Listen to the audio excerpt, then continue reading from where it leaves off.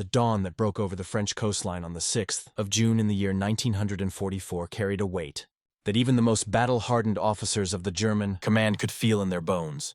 The sky was heavy with low clouds, and the channel winds rolled in with a cold promise of change. At first it seemed like any other early morning along the Atlantic Wall. That line of concrete and steel that Adolf Hitler had boasted would stand forever against any attempt by the Western Allies to reclaim Europe.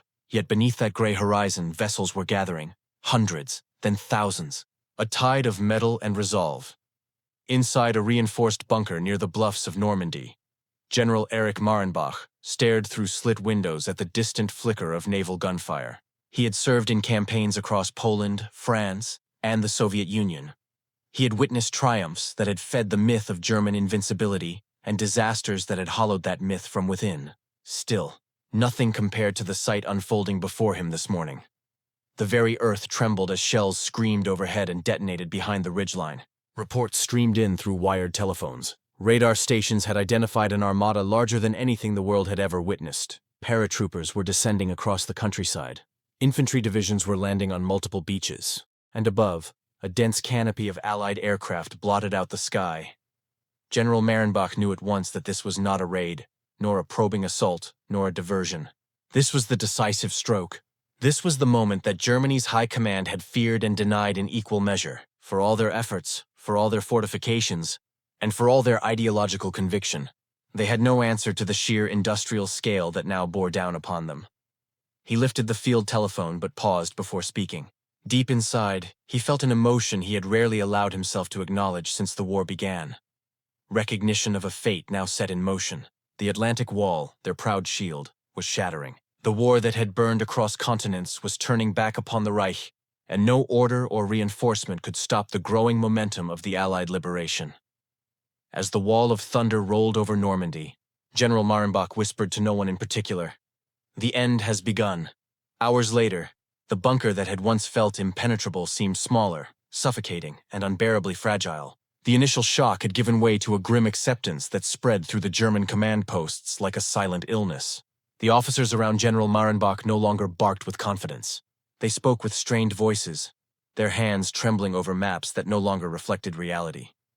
For years they had been told that the Reich's destiny was unstoppable, that the Atlantic Wall would push any invasion back into the sea, and that the German soldier was unmatched in discipline and resolve. Yet now, everything that had been promised was collapsing within a single morning. Reports from Omaha, Utah, Gold, Juneau, and Sword Beaches painted a unified picture. Despite merciless resistance, the Allies were establishing firm footholds. General Marenbach felt a shift inside himself, like the turning of a great wheel. He had once believed that loyalty demanded unwavering certainty, that duty required the suppression of doubt. But the sight of relentless Allied determination forced him to view the war with new clarity. The Reich had overextended itself. It had waged war against nations with industrial capabilities far beyond its own. It had underestimated the spirit of those who fought for liberation rather than conquest. As the day progressed, the emotional armor that had encased the German leadership cracked open. Confidence gave way to fear. Fear gave way to insight, and insight birthed a painful revelation. They had never been the masters of destiny. They had only been men clinging to illusions created by a regime that promised glory while leading them toward ruin. General Marenbach, staring at the maps, finally allowed the truth to bloom fully within him. "We cannot stop this," he murmured. "Not anymore." The fear that took hold on that morning did not arise from the landing alone. German generals had long known that a confrontation of this scale was inevitable, and many had quietly predicted that it would mark the beginning of the war's end. Their understanding was rooted in the broader trajectory of the conflict, shaped by years of strategic miscalculations and unsustainable ambitions. The seeds had been planted during the rapid early victories. When German forces rolled into Poland, Denmark, Norway, the Low Countries, and France, the world watched in disbelief. Lightning warfare, precision coordination, and ruthless efficiency created a sense of invincibility. Many within the German high command became convinced that they had unlocked a new science of war. Yet even during those triumphant months, a few whispered concerns. Germany lacked the vast natural resources that sustained nations like the United States and the Soviet Union. It controlled territory but could not replace losses at the same scale as its eventual opponents. When Hitler turned east in Operation Barbarossa, He set the stage for a colossal struggle that strained German manpower and industry to their limits. The Soviet Union endured horrific losses, but it possessed depth, resilience, and a growing industrial base beyond the Ural Mountains. Each winter brought new Soviet armies. Each retreat stretched German supply lines thinner. For generals like Marenbach, stationed in staff roles along the Eastern Front before his transfer west, the war had already begun to reveal its cracks. Then came the entry of the United States after the attack on Pearl Harbor. German generals understood what Hitler refused to admit. The American industrial capacity was unmatched by any nation on Earth. It could produce ships, tanks, aircraft, and ammunition in quantities that made the Reich's factories seem miniature by comparison. By 1943, Allied factories were outproducing Germany by staggering margins. The Allied bombing campaign compounded the strain. Night after night, British and American bombers shredded factories, rail lines, and refineries. Even the most loyal German officers could see that time was no longer on their side. The North African campaign, the loss of Sicily, and the fall of Italy deepened their concerns. The Allies were tightening their grip on the Mediterranean, and the Western Front would inevitably follow. German generals knew that once the Allies secured a permanent foothold in Western Europe, the Reich would be forced to fight on three fronts: west, east, and south. No army in history had survived such pressure for long. That was why the Atlantic Wall had been constructed with such urgency. It was not merely a defensive line. It was a desperate hope. Generals like Marenbach understood that the wall's failure would unleash consequences that could not be reversed. If the Allies landed successfully, their overwhelming resources, combined with the Soviet advance from the east, would squeeze Germany until collapse became unavoidable. Thus, when the sky over Normandy erupted with fire on the 6th of June, it was not simply a surprise assault. It was the confirmation of every fear that had grown quietly within the German command for years. The long-feared confrontation had arrived, and the Reich no longer possessed the strength to turn the tide. Life within the German command structure during the days surrounding the Normandy invasion was a study in harsh contrast, a collision between disciplined routine and rising dread that crept like fog through the corridors of every bunker and headquarters along the Western Front. For General Erich Marenbach and the officers under his authority, daily existence became a relentless cycle of exhaustion, strained communication, and the slow unraveling of illusions that had once held their world together. During the first hours after the Allied landings, their routines remained largely intact. Staff officers moved between radio posts and map tables with mechanical precision. Runners carried messages when telephone lines were severed. Clerks filed reports, typed orders, and dispatched requests for reinforcements that no longer existed.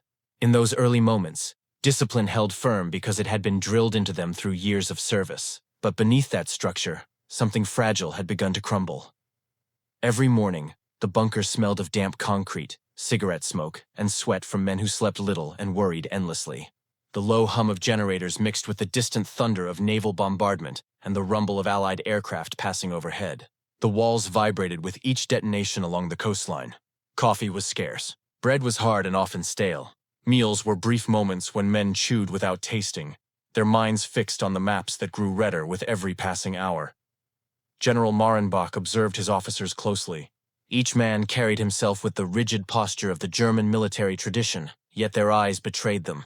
Fatigue sat heavily upon them. Their movements grew slower. Their voices held an undertone of fear when they believed no one was listening. Even the junior clerks, once filled with youthful fervor, now whispered among themselves about the scale of the Allied advance, about the overwhelming number of ships and aircraft, and about the impossibility of holding the beaches indefinitely. Outside the bunker, the countryside of Normandy offered no relief. Fields that once produced summer wheat were churned with craters. Villages smoldered with fires that refused to die. Carts lay overturned on rural roads. Smoke drifted in every direction. The air carried the scent of burning fuel and broken earth. Soldiers trudged through mud that had been soaked with seawater, blood, and the debris of shattered vehicles. Medical stations overflowed with wounded men whose bandages quickly turned crimson. Nurses and medics worked tirelessly, their hands trembling as they moved from one injured soldier to the next. For those stationed along the front lines, daily life felt like standing against a tidal wave. Infantry units received conflicting orders as communication lines failed. Tanks were deployed piecemeal, arriving too late to counter Allied breakthroughs. Mortar teams attempted to reposition, only to be targeted immediately by Allied aircraft. The famed German doctrine of coordinated rapid maneuver had become impossible. Every action was reactive. Every decision felt like an attempt to slow the inevitable. The officers who reported to General Marenbach spent their days writing desperate requests for supplies. They pleaded for ammunition, fuel, and reinforcements, knowing full well that German forces were already stretched thin across multiple fronts. The Eastern Front consumed most available resources, and the Southern fronts drained even more. What remained for the West was inadequate for the scale of the invasion now unfolding. Sleep became a luxury none could afford. Officers napped in their chairs or slumped over their desks for minutes at a time, only to be jolted awake by a new barrage of incoming messages. The sound of boots stomping through the corridors echoed endlessly, like the heartbeat of a fortress under siege. General Marenbach himself felt the weight of the days pressing upon him with increasing force. Each morning he traced the frontline positions on the map, watching the Allied foothold expand like a spreading stain. Each evening he sat silently at his desk, listening to the distant artillery, knowing that every explosion marked another step toward the collapse of the Western defenses. He spoke occasionally with his adjutant, a young officer named Lieutenant Klaus Brenner, whose optimism had once bordered on reckless confidence. But even Klaus, with his unwavering loyalty to the Reich, now questioned the situation. One afternoon, after a particularly devastating Allied advance, Klaus approached the general with hesitation. "General," he said, standing stiffly, "if the Allies continue at this pace, the fallback positions will not hold. We may not be able to contain them." General Marenbach looked up from the map and studied the young man's face. It was pale, drawn, and lined with stress far beyond his years. "I know," Marenbach replied quietly. "We are witnessing something greater than our ability to resist, but we must continue to fulfill our duties, even as the ground shifts beneath us." That sentence became the silent mantra of the bunker. They continued because duty demanded it. They continued because halting would acknowledge defeat. They continued because they had been trained to obey, even when the situation no longer made sense. Yet daily life grew darker with each passing hour. Reports arrived that entire units had been overrun. Others surrendered when their ammunition ran out. Still others retreated in disorganized clusters, attempting to avoid Allied aircraft that hunted them relentlessly from above. By the fourth day, the officers no longer pretended that the Atlantic Wall could be restored. They no longer spoke of counterattacks with confidence. They performed their tasks out of habit and necessity, but doubt gnawed at every corner of their minds. Through it all, General Marenbach remained composed, but inside he felt the slow erosion of hope. Each sunrise brought him closer to an unspoken truth. The Reich was fighting a war it could no longer win, and the greatest struggle for the officers around him was learning how to continue functioning within a system that demanded certainty when certainty no longer existed. The emotional transformation within General Marenbach did not occur in a single moment. It emerged gradually, shaped by the continuous stream of battlefield reports, the cries of the wounded outside the bunker, and the dawning realization that the Reich's promises had been hollow from the beginning. At first, he clung to discipline, believing that a commander's duty was to remain steadfast regardless of circumstances. But as the Allied forces continued to expand their presence across Normandy, something inside him shifted. The certainty he had carried into countless battles began to dissolve. The ideals he once believed in felt distant, as if they had been carved from another lifetime. The transformation intensified when he visited a field medical station several kilometers from his bunker. He traveled by armored car through roads lined with destroyed vehicles and wounded soldiers stumbling toward aid posts. When he entered the tent, the air struck him like a physical blow. Rows of cots held soldiers whose bodies were broken beyond recognition. Some stared blankly at the ceiling. Others called out for families who would never see them again. The medics worked tirelessly, but their supplies were scarce, and their faces carried expressions of exhaustion mixed with despair. A young soldier with a shattered leg reached out to him. "General," he whispered, "did we hold them back? Did we stop the invasion?" General Marenbach hesitated, unsure whether to offer comfort or truth. In the end, he gave the soldier the only answer he could. "You fought bravely. That is what matters." But as he walked away, he felt a profound heaviness settle over him. These young men had not chosen the grand ambitions of the Reich. They had not shaped the war's direction. They were victims of decisions made far above them. Decisions shaped by pride, ideology, and a refusal to acknowledge reality. Back in the bunker, he examined the latest intelligence summaries. The Allies had linked several beaches and were pushing inland. Air superiority had been completely conceded. The German reserve divisions lacked cohesion. Nothing could turn the tide now. The machine that had once seemed unstoppable had become a fragile structure, collapsing under its own weight. The emotional transformation reached its peak when he received word of a nearby village that had been destroyed by artillery fire as the front line shifted. Families that had lived there for generations were now homeless or dead. The war had ceased to be a contest of armies and had become a storm consuming everything in its path. For the first time since the opening days of the war, General Marenbach felt sorrow not for the Reich's failures, but for the countless lives destroyed by a conflict that should never have existed. He thought of the oath he had taken, the ideals he had served, and the path that had led them to this moment. It was clear now that the war had been built on illusions of power, illusions that had driven Europe into darkness. His understanding deepened into a painful clarity. The end of the war would not be a tragedy. It would be a liberation from a system that had demanded obedience while delivering suffering. The invasion of Normandy did not mark the fall of greatness.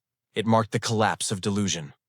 As explosions echoed across the countryside, General Marenbach stood at the bunker window and whispered, "May this be the beginning of the end, so that Europe may breathe again." The collapse came slowly at first, then all at once. Weeks after the initial landings, the German defensive lines in Normandy began to buckle under constant Allied pressure. Towns and villages that had once served as strongpoints were abandoned. Reinforcements arrived depleted, lacking fuel, ammunition, or morale. The once proud armored divisions could no longer maneuver effectively. Every attempt to counterattack was crushed beneath superior firepower from land, sea, and air. General Marenbach watched the situation deteriorate with a mixture of resignation and determination. He continued issuing orders, organizing retreats, and attempting to preserve as many lives as possible, but he knew the outcome was inevitable. The Allied forces advanced relentlessly, pushing the German army further east toward the Seine River. The climax came when the encirclement of the Falaise pocket was confirmed. Thousands of German soldiers were trapped, cut off from escape routes, and subjected to intense bombardment. General Marenbach received the reports with a heavy heart. He knew that the destruction of those forces meant the final collapse of the Western Front. When the order came to withdraw from Normandy entirely, his bunker became a whirlwind of frantic activity. Officers gathered documents, destroyed sensitive materials, and prepared to abandon the positions they had held for months. The sounds of artillery grew louder as Allied units closed in. General Marenbach led the evacuation himself. He walked through the corridors one final time, ensuring that every wounded soldier who could be moved was placed on a transport. As he stepped outside, the sky above Normandy was filled with the roar of aircraft. Columns of smoke rose from burning vehicles and shattered buildings. The retreat was chaotic and perilous. Vehicles moved slowly along roads choked with debris. Allied aircraft strafed convoys from above. Explosions shook the countryside as rearguard units attempted to delay the Allied pursuit. Amid the turmoil, General Marenbach felt a strange sense of clarity. The war he had given his life to was ending, not with triumph, but with collapse. By the time his remaining forces crossed the Seine, the Western Front had been irreversibly broken. Paris was liberated soon after. The Reich was in retreat on every front. What had begun on the beaches of Normandy had now swept across the landscape of Europe, tearing apart the remnants of a regime that had promised dominance but delivered devastation. Standing on the riverbank, General Marenbach looked back toward the west. The sun was setting, casting a red glow across the waters of the Seine. He knew the war was lost. The question now was how many lives would be consumed before the final surrender. The war did not end for General Marenbach when he crossed the Seine. Months of retreat, desperate battles, and crumbling defenses followed, but the emotional climax had already occurred.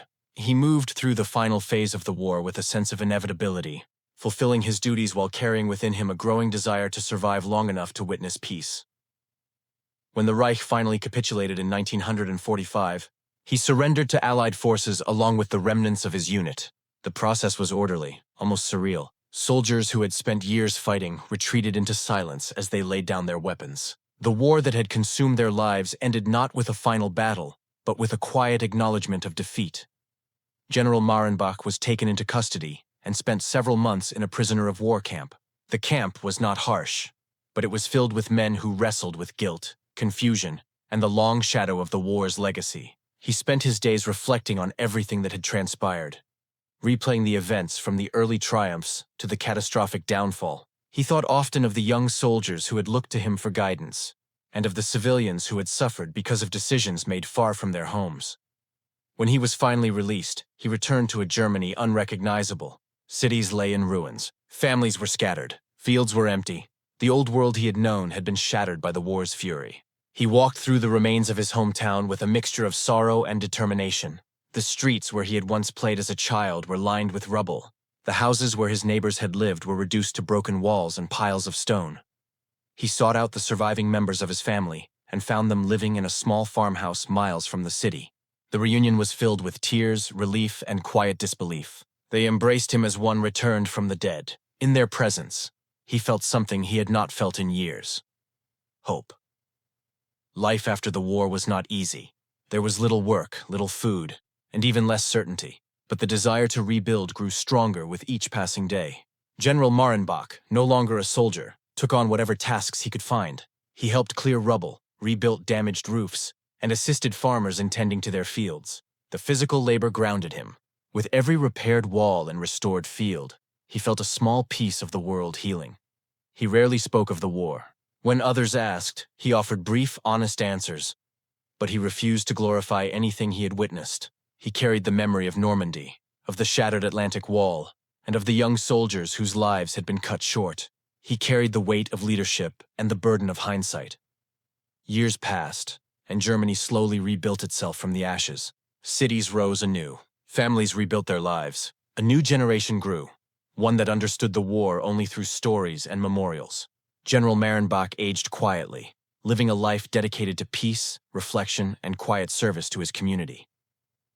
In the evenings, he often walked to a hill overlooking the village and watched the sunset. The glow reminded him of the evening he stood beside the Seine, watching the war collapse behind him. But now the sight brought comfort rather than sorrow. He had witnessed the destruction of Europe, but he had also witnessed its rebirth. In his final years, General Erich Marenbach understood that the true lesson of the war did not lie in the strategies, the victories, or the defeats. It lay in the human cost of unchecked ambition and blind obedience. The Normandy invasion had not merely been a military operation. It had been a turning point in the moral journey of a continent, a moment when the illusions of the Reich shattered beneath the weight of reality.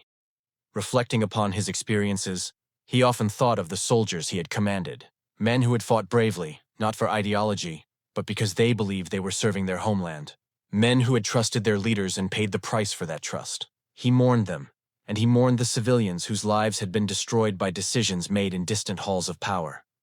He came to believe that the true responsibility of any leader was not to pursue glory, but to safeguard the lives entrusted to him. He understood that strength did not lie in domination, but in restraint, not in conquest, but in compassion, not in certainty, but in humility.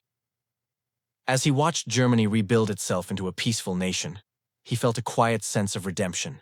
The suffering had been immense, the scars deep, but the spirit of humanity had endured. The world had learned, through unimaginable loss, the value of cooperation, dignity, and peace. On the final evening of his life, he sat beside the window of his modest home and watched the sun sink below the horizon. The sky glowed with the same colors he had seen countless times before, yet now it held a deeper meaning. It represented not the end of a day, but the promise of renewal. With his final breath, General Marenbach understood the truth that had eluded him for so long. The beginning of the end had not been a moment of despair, but a moment of awakening. And in that awakening, the seeds of a better world had been planted.